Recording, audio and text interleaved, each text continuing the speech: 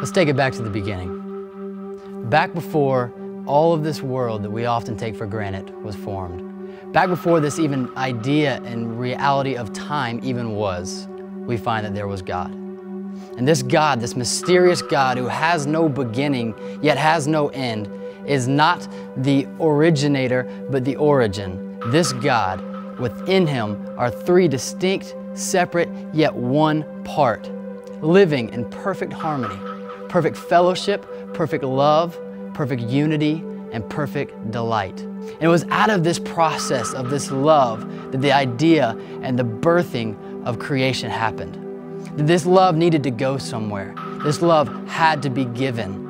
And so God began to look at this world as Genesis describes, that was formless and void and dark. And He began to speak. He began to look at this as the perfect canvas that His love was going to be displayed in.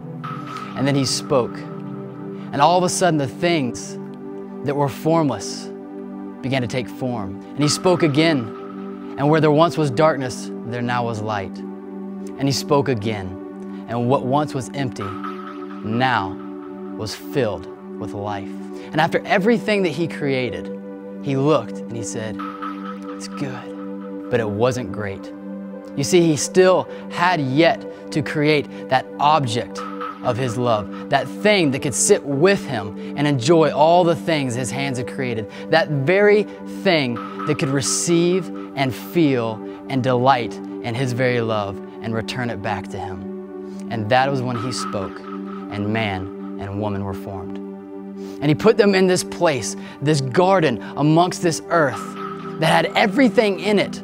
The Bible tells us that it was necessary to sustain itself, to create. And He gave them the charge to cultivate and to keep it, to walk in the image that they were created, to be a chip off the old block, to walk in that same creation and power and authority that He Himself did.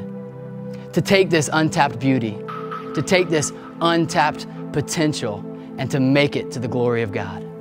All that He asked was that we walk in relationship and obedience to Him. And then we fell. The serpent came in and fooled us. And so began the journey of us and our wandering hearts and the steady heart of God. So began the story of redemption.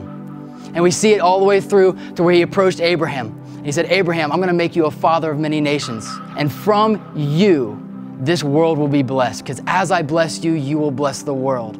And we see that through that people, the people of Israel, the story over and over again, that the one command He gave them was, "I will be your God and you will be my people. Just keep my commands." We see man's inability to keep the commands of God.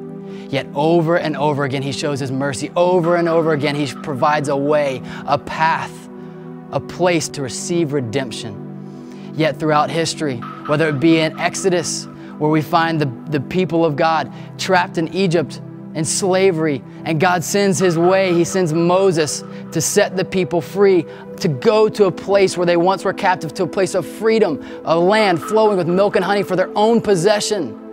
And so the story begins to unfold as the prophets come who speak of the coming Messiah, and the kings come who act and show the provision of God. Or we see the priests who come and show the sacrifice that was to be made, the one who could make it right between the people and God. This growing agony of man saying, "Who will save us? Who can save us from ourselves?" And it builds and it builds, and the prophets speak louder that He's coming, and then all of a sudden, silence. 400 years of it. And it was in this time that there was no response from the Lord, and only the cries of His people. And it was to set up the greatest story that was ever told, the birthing of His Son, the birthing of our Savior.